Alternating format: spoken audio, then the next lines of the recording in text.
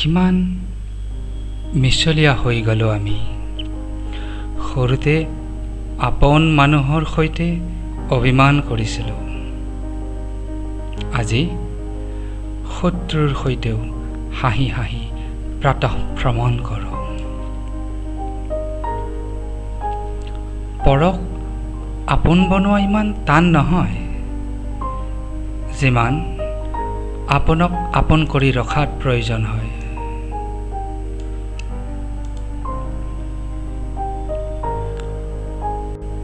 মই কি কেৱল মইহে জানো। মই কি কেৱল মইহে জানো। মানুহে কেৱল মাথো মোৰ বিষয়ে ধাৰণাহে ল'ব পাৰে। আজিও মানুহে আচৰিত হৈ ভাবে, ইমানবোৰ দলবদ্ধ আক্ৰমণ, ষড়যন্ত্ৰ আৰু মিছা অভিযোগৰ পিছতো ই ইমান চিধা হৈ কেনেকৈ চলিব পাৰে বাৰু?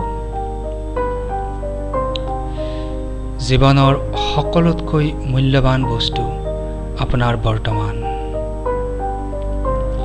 যিটো এবাৰ গুচি গ'লে পৃথিৱীৰ সকলো সম্পত্তিৰেও তাক আৰু কিনিব নোৱাৰি।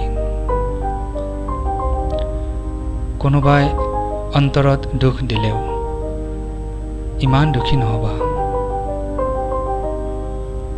কাৰণ প্ৰকৃতিৰে নিয়ম।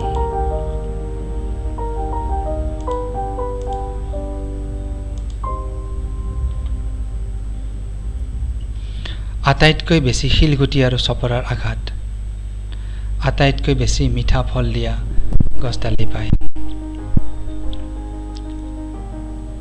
পৃথিৱীত মিছলীয়াবোৰৰ মিছা কোৱাত বৰ কৌশলী হয়। সঁচা লোকসকলতো আৰোপৰ দ্বাৰাই বাকৰুদ্ধ হৈয়েই মৰি যায়। আপুনি যদি সময়ৰ হিচাপ ৰখা নাই, তেন্তে ইয়াৰ অৰ্থ আপোনাৰ সময় বৰ ভালেই চলি আছে। মোক ইমান তললৈও ননমাবা হে ঈশ্বৰ, যে মই মাতো আৰু তুমি শুনা নোপোৱা, আৰু ইমান ওপৰলৈও নুঠাবা যে তুমি মাতা আৰু মই শুনি নাপাওঁ। মানুহ ডাঙৰ পদৰ জৰিয়তে নহয়, সংস্কাৰৰ দ্বাৰাহে হয়। সম্পৰ্ক কমকৈ বনোৱা, কিন্তু তাক অন্তৰৰ পৰা পালন কৰা। কিয়নো প্ৰায়ে মানুহে আৰু ভাল বিচাৰোঁতে উত্তমটোকেই হেৰুৱাই পেলায়। শব্দই কেৱল বিন্ধে, কিন্তু নীৰৱতাই মাৰি পেলায়। সময় আৰু শব্দ দুয়োটাৰেই প্ৰয়োগ অসতৰ্কতাৰে নকৰিবা, কিয়নো এই দুয়োটাই দ্বিতীয়বাৰ না আহে না সুযোগ দিয়ে। এজন প্ৰকৃত মানুহ নিজৰ বাণী আৰু কৰ্মৰ দ্বাৰাই চিনি পোৱা যায়। নহ'লে ভাল ভাল কথাটো দেৱালতো লিখা থাকে। সম্পৰ্ক সেইবোৰ ডাঙৰ নহয় যিবোৰ জন্মৰ সৈতে পোৱা হয়। সম্পৰ্ক সেইবোৰ ডাঙৰ হয় যিবোৰ অন্তৰৰ সৈতে জড়িত হয়। কাৰোবাক নিজৰ বনালে হৃদয়ৰ পৰা বনোৱা, মুখেৰে নহয়। আৰু কাৰোবাক খং কৰিলে মুখেৰে কৰা, হৃদয়ৰ পৰা নহয়। কিয়নো বেজীত সেইডাল সূতাহে সোমাব পাৰে যাৰ গাঁঠি নাথাকে। কেৱল আকাশ চোৱাটোৱেই সফলতা নহয়। সফলতা তাক বোলে য'ত আকাশো চোৱা যায় আৰু ভৰিও মাটিত থাকে। ভাল কাম কৰি থাকা বোৱতী পানীৰ নিচিনা।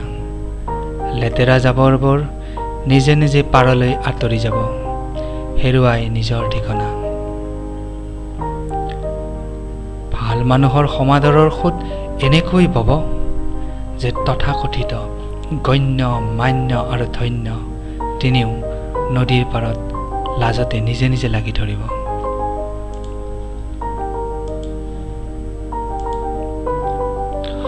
সম্পৰ্ক আৰু বিশ্বাস দুয়োটা মিত্ৰ। সম্পৰ্ক ৰাখা বা নাৰাখা, বিশ্বাস নিশ্চয়েই অটুট ৰাখিবা, কিয়নো য'ত বিশ্বাস থাকে তাতে সম্পৰ্ক নিজে নিজেই হৈ যায়।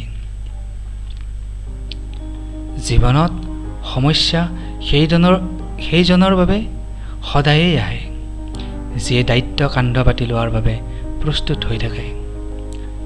দায়িত্ব লোৱাজন কেতিয়াও নাহাৰে, হয়তো তেওঁ জিকে বা শিকে।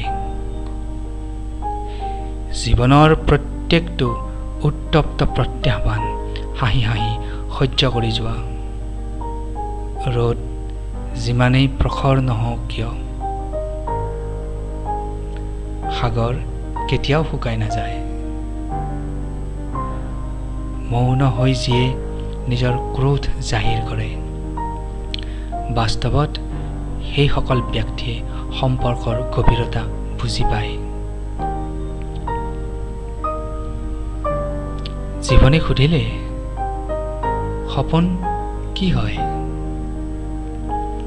বাস্তৱে ক'লে মুঠ খাই থকা চকুৰে যিসকল আপোন হয়, খোলা চকুৰে সেইটোৱেই সপোন হয়। পৃথিৱীৰ সকলোবোৰ চখ পূৰণ কৰা নাযায়, কাছৰ পুতলা কেতিয়াও দলিওৱা নাযায়।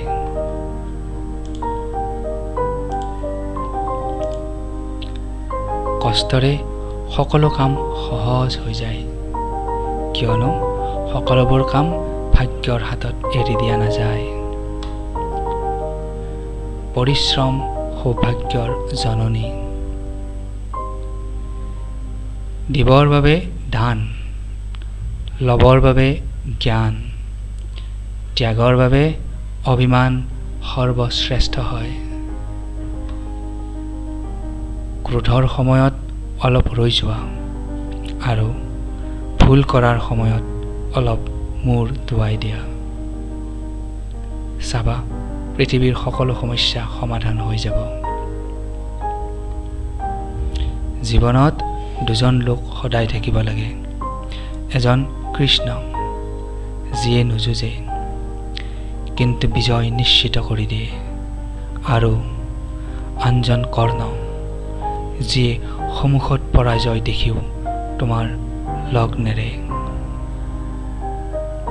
ধ্যান ৰাখিবা, বেয়া পোৱাৰ মৌনতাতকৈও প্ৰকাশ কৰি থকা অভিযোগ বেছি ভাল হয়।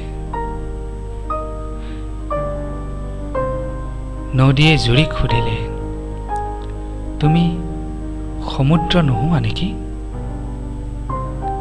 জুৰিয়ে ক'লে, ডাঙৰ হৈ খাৰকীয় হোৱাতকৈ সৰু হৈ থাকি মিঠায়েই হৈ থাকোঁ। আপোনাৰ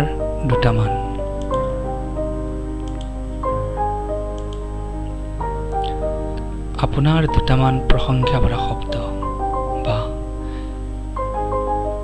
পিঠিত থপৰিওৱাৰ বাবে যদি কাৰোবাৰ পৰিশ্ৰমৰ ভাগৰ আঁতৰি যায়, তেন্তে এয়াও শ্ৰমদানেই হয়। ধন্যবাদ।